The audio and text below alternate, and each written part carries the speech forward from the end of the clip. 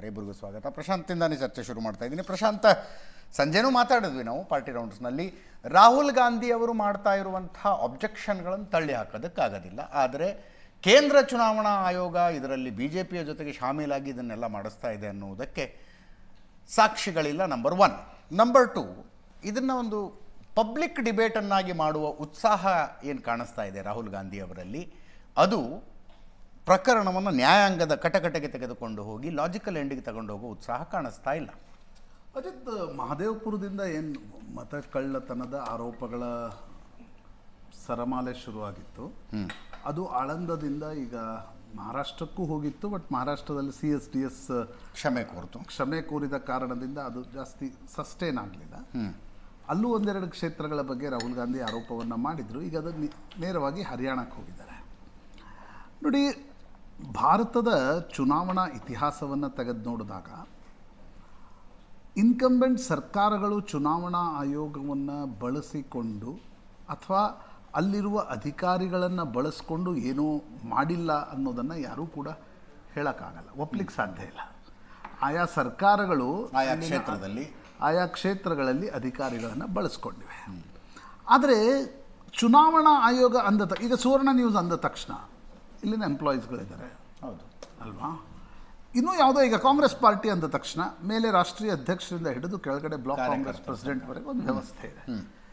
ಕೇಂದ್ರ ಚುನಾವಣಾ ಆಯೋಗ ಅಂದ ತಕ್ಷಣ ಕೇಂದ್ರ ಚುನಾವಣಾ 3 ಆಯುಕ್ತರು ಮತ್ತು ದಿಲ್ಲಿಯ ಕಚೇರಿಯಲ್ಲಿರ್ತಕ್ಕಂಥ ಡೆಪ್ಯುಟೇಷನ್ ಮೇಲೆ ಹೋಗಿರ್ತಕ್ಕಂಥ ಅಧಿಕಾರಿಗಳನ್ನು ಬಿಟ್ಟರೆ ಕೇಂದ್ರ ಚುನಾವಣಾ ಆಯೋಗದ ವ್ಯವಸ್ಥೆ ಏನಿದೆ, ಫಾರ್ ಎಕ್ಸಾಂಪಲ್ ಯಾವುದೋ ಒಂದು ವಿಧಾನಸಭಾ ಕ್ಷೇತ್ರದ ಚುನಾವಣೆ ನಡೀತಾ ಇರುತ್ತೆ.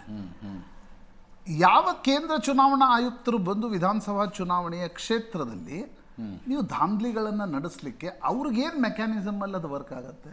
ಏನೂ ಇಲ್ಲ. ವರ್ಕ್ ಆಗೋದು ಒಂದೇ ದೃಷ್ಟಿಯಿಂದ ಅಲ್ಲಿನ ಸ್ಥಳೀಯ ಅಧಿಕಾರಿಗಳನ್ನು ಬಳಸ್ಕೊಂಡು, ಸ್ಥಳೀಯ ಅಧಿಕಾರಿಗಳನ್ನು ಬಳಸ್ಕೊಂಡು ಆಯಾ ಸ್ಥಳೀಯ ರಾಜಕಾರಣಿಗಳು ಏನೂ ಮಾಡಿಲ್ಲ ಅಂತಕ್ಕಂಥದ್ದನ್ನು ಯಾರೂ ಕೂಡ ಹೇಳಲಿಕ್ಕೆ ಸಾಧ್ಯ ಇಲ್ಲ. ಅದು ಇವತ್ತೀಗ ಬ್ರೆಜಿಲಿಯನ್ ಮಾಡೆಲ್ನ ಬಗ್ಗೆ ಆರೋಪ ಇರ್ಬೋದು, 100 ವೋಟನ್ನು ಒಬ್ಬ ಮಹಿಳೆ 2 ಕ್ಷೇತ್ರಗಳಲ್ಲಿ ಹಾಕಿದ್ದಾಳೆ ಅಂತಕ್ಕಂಥ ಆರೋಪ ಇರ್ಬೋದು.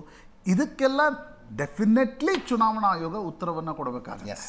ಅಥವಾ ಈಗ ಕೇಂದ್ರ ಚುನಾವಣಾ ಆಯುಕ್ತರು ಅಟ್ಲೀಸ್ಟ್ ಅಲ್ಲಿನ ರಾಜ್ಯ ಚುನಾವಣಾ ಆಯೋಗ, ಅಲ್ಲಿನ ಆ ಕ್ಷೇತ್ರದ ರಿಟರ್ನಿಂಗ್ ಆಫೀಸರ್ಸ್ಗಳಿಂದ ವರದಿಯನ್ನು ತರಿಸ್ಕೊಂಡು ಅದಕ್ಕೆ ಉತ್ತರವನ್ನು ಕೊಡ್ತಕ್ಕಂಥದ್ದು ಒಂದು ಭಾಗ. ಆದರೆ ರಾಹುಲ್ ಗಾಂಧಿ ಎಸ್ಟಾಬ್ಲಿಷ್ ಮಾಡ್ತಿರ್ತಕ್ಕಂಥ ಪ್ರಯತ್ನ ಏನು ಅಂತಂದರೆ, ಅವರು ಲಾಜಿಕಲಿ ಮತ್ತು ಲೀಗಲಿ ಇದನ್ನು ಹೋಗಿ ನಾನು ಪ್ರೂವ್ ಮಾಡೋದಕ್ಕಿಂತ, ಯಾಕಂದರೆ EVMನ ಸೆಟ್ಬ್ಯಾಕ್ ಅವ್ರಿಗಾಯಿತು, ರಫೇಲ್ನಲ್ಲಿ ಅವ್ರಿಗೆ ಸೆಟ್ಬ್ಯಾಕ್ ಆಯಿತು. ಅವರೇನು ಆರೋಪವನ್ನು ಮಾಡ್ತಾ ಇದ್ರು ಅದನ್ನು ಪ್ರೂವ್ ಮಾಡಲಿಕ್ಕೆ ನೋಡಿ, ಪ್ರೂವ್ ಮಾಡದೇ ಇರೋದೆಲ್ಲ ನಾನು ಆರೋಪಗಳನ್ನು ತಳ್ಳಿ ಹಾಕಲ್ಲ. ಅನೇಕ ಬಾರಿ ನಿಮ್ಮ ಹತ್ರ ಕ್ವಿಡ್ ಪ್ರೋಕೋಗೆ ಪ್ರೂಫ್ಗಳಿರಲ್ಲ. ಆದರೆ ರಾಹುಲ್ ಎಲೆಕ್ಷನ್ ಬಾಂಡ್ನಲ್ಲಿ ಅಂದರೆ ಡಿಸೈರ್ಡ್ ರಿಸಲ್ಟ್ ತೆಗೆದುಕೊಳ್ಳೋದ್ರಲ್ಲಿ ಯಶಸ್ವಿ ಸುಪ್ರೀಂ ಕೋರ್ಟ್ ಅದನ್ನು ಹೇಳ್ತು. ಈ ಬಾರಿ ರಾಹುಲ್ ಗಾಂಧಿ ಮಾಡ್ತಾ ಇರ್ತಕ್ಕಂಥ ಪ್ರಯತ್ನ ಇದೆ ಮತಗಳ್ಳತನದ್ದು.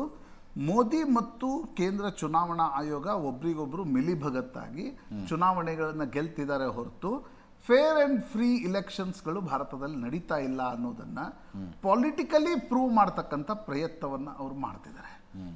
ಈಗ ಆ ಪ್ರಯತ್ನದಿಂದ ಅವ್ರಿಗೇನು ಸಿದ್ಧಿಸುತ್ತೆ, ಆ ರೀತಿಯಾಗಿರ್ತಕ್ಕಂಥ ಆ ರೀತಿಯ ನರೇಟಿವ್ ಬಿಲ್ಡಿಂಗಿಂದನೂ ಪೊಲಿಟಿಕಲಿ ಏನು ಲಾಭ ಆಗುತ್ತೆ ಅಂತಕ್ಕಂಥದ್ದು ಕೂಡ ಪ್ರಶ್ನಾರ್ಥಕ ಇದೆ. ಎಂಡ್ ಆಫ್ ದ ಡೇ, ಈಗ ನೋಡಿ, ಎಂಡ್ ಆಫ್ ದ ಡೇ ನೀವೇನೇ ಆಶಯ ಭಾಷಣವನ್ನು ಮಾಡಿದ್ರು ಅಂತಿಮವಾಗಿ ನೀವು ಚುನಾವಣೆಗಳನ್ನು ಗೆಲ್ಲಬೇಕು, ಹೌದು ಅಲ್ವಾ? ಈಗ ರಾಹುಲ್ ಗಾಂಧಿ ಹರಿಯಾಣ, ಮಹಾರಾಷ್ಟ್ರ ಮತ್ತು ದಿಲ್ಲಿ ಈ 3 ಚುನಾವಣೆ ಇಟ್ಕೊಂಡಿದ್ದಾರೆ ಅಲ್ವಾ? 2024ರಲ್ಲಿ ಲೋಕಸಭಾ ಚುನಾವಣೆ ನಡೀತು.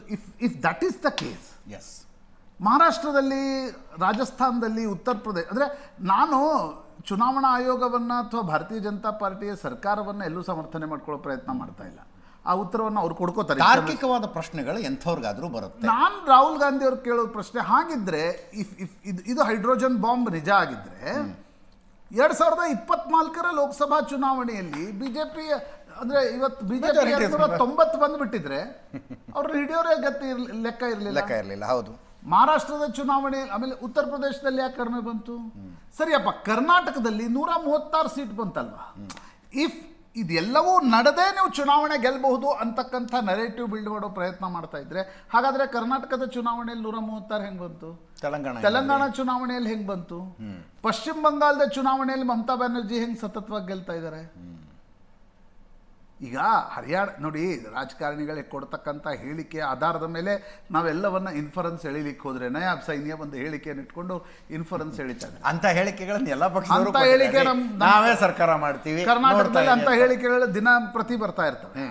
ಸೊ ನನಗನ್ಸುತ್ತೆ, ಒಂದು ವಿರೋಧ ಪಕ್ಷದ ನಾಯಕರಾಗಿ ನೀವು ಮಾತನಾಡ್ತಕ್ಕಂಥ ಸಂದರ್ಭ ನೀವು ಮಾತಾಡಿ, ಆರೋಪಗಳನ್ನು ಮಾಡಿ, ಪೊಲಿಟಿಕಲಿ ನರೇಟಿವ್ ಬಿಲ್ಡ್ ಮಾಡಿ, ಆದರೆ ಲಾಜಿಕಲ್ ಮತ್ತು ಲೀಗಲ್ ಆಗಿ end of the day supreme ಕೋರ್ಟ್ಗೆ ಹೋಗ್ಬೇಕ್ರಿ. ಹೌದು, ಎಂಡ್ ಆಫ್ ದ ಡೇ ಈ ರೀತಿಯ ಆರೋಪಗಳು ಸುಪ್ರೀಂ ಕೋರ್ಟ್ಗೆ ಹೋಗ್ಬೇಕು. ಹೌದು, ಚುನಾವಣಾ ಆಯೋಗ ಇದನ್ನು ಮಾಡ್ತಿದೆ, ಚುನಾವಣಾ ಆಯೋಗವೇ ಇದನ್ನು ಮಾಡ್ತಿದೆ ಅಂತಾದರೆ you need to prove this. ಯಾಕೆಂದರೆ ಇದು ಸಂವಿಧಾನಿಕವಾಗಿರ್ತಕ್ಕಂಥ ಸಂಸ್ಥೆ. ಈಗ ಚಂದ್ರಚೂಡ್ ಅವರ ಬಗ್ಗೆ, ಚೀಫ್ ಜಸ್ಟಿಸ್ ಆಗಿದ್ರು, ಅವ್ರ ಬಗ್ಗೆ ಸಂಜಯ್ ರಾವುತ್ ಆರೋಪಗಳನ್ನು ಮಹಾರಾಷ್ಟ್ರದ ಚುನಾವಣೆಯಲ್ಲಿ ಮಾಡಿದರು. ನೀವು ಇರೋದೇ 2-3 ಸಂವಿಧಾನಾತ್ಮಕ ಸಂಸ್ಥೆಗಳ ಬಗ್ಗೆ ಆರೋಪ ಮಾಡುವಾಗ ನೀವು ಮಾಡಿ. ಯಾರೂ ಕೂಡ ಆರೋಪಗಳಿಗೆ ಅತೀತರಲ್ಲ. ಆದರೂ ಅಸಂವಿಧಾನಾತ್ಮಕ ಸಂಸ್ಥೆಗಳಿಗೆ ರಾಜ್ಯಪಾಲರ ಮೇಲೆ ಆರೋಪ ಮಾಡಲ್ವಾ? ರಾಷ್ಟ್ರಪತಿಗಳ ಮೇಲೆ ಆರೋಪ ಮಾಡಲ್ವಾ? ಮಾಡಿ. ಡೆಮೋಕ್ರಸಿ, ನೀವು ಎಲ್ಲರ ಮೇಲೂ ಕೂಡ ಆರೋಪಗಳನ್ನು ಹೊರಿಸಬಹುದು, ಆದರೆ ಆ ಆರೋಪಗಳಿಗೆ ತಥ್ಯಗಳನ್ನು ಕೊಡುವ ಜವಾಬ್ದಾರಿ ನಿಮ್ಮ ಮೇಲಾಗಿದೆ. ಅದು ನಿಮಗೆ ಅದು ಹೆಂಗಿರುತ್ತೆ ಅಂದರೆ, ಈಗ ನೀವು ಒಂದು ಕೇಸ್ ಹಾಕ್ತಾರೆ ಪೊಲೀಸರು, ಅದನ್ನು ಪ್ರೂವ್ ಮಾಡೋ ಜವಾಬ್ದಾರಿ ಪೊಲೀಸರ ಮೇಲೆ. ಹೌದು ಹೌದು ಅಲ್ವಾ? ಪ್ರಾಸಿಕ್ಯೂಟ್ ಮಾಡ್ತಾರಲ್ವ, ಅದು ಪ್ರೂವ್ ಮಾಡೋ ಜವಾಬ್ದಾರಿ ಪೊಲೀಸರ ಮೇಲೆ ಇರುತ್ತೆ. ಅದೇ ರೀತಿ ಇಲ್ಲಿ ಇಲ್ಲ, ನಾನು ಬರೀ ಆರೋಪಗಳನ್ನು ಮಾಡ್ತೀನಿ, ಅದನ್ನು ಸುಪ್ರೀಂ ಕೋರ್ಟಿಗೆ ತೆಗೆದುಕೊಂಡು ಹೋಗಲ್ಲ, ನಾನು ಕೇಂದ್ರ ಚುನಾವಣಾ ಆಯೋಗದ ಮುಂದೆ ಡ್ಯೂ ಲೀಗಲ್ ಪ್ರೊಸೆಸ್ಸನ್ನು ಮಾಡಿ ಅದನ್ನ ನಂತರ ಸುಪ್ರೀಂ ಕೋರ್ಟ್ಗೆ ಹೋಗಲೇಬೇಕಲ್ಲ ಅದು. ಎಸ್.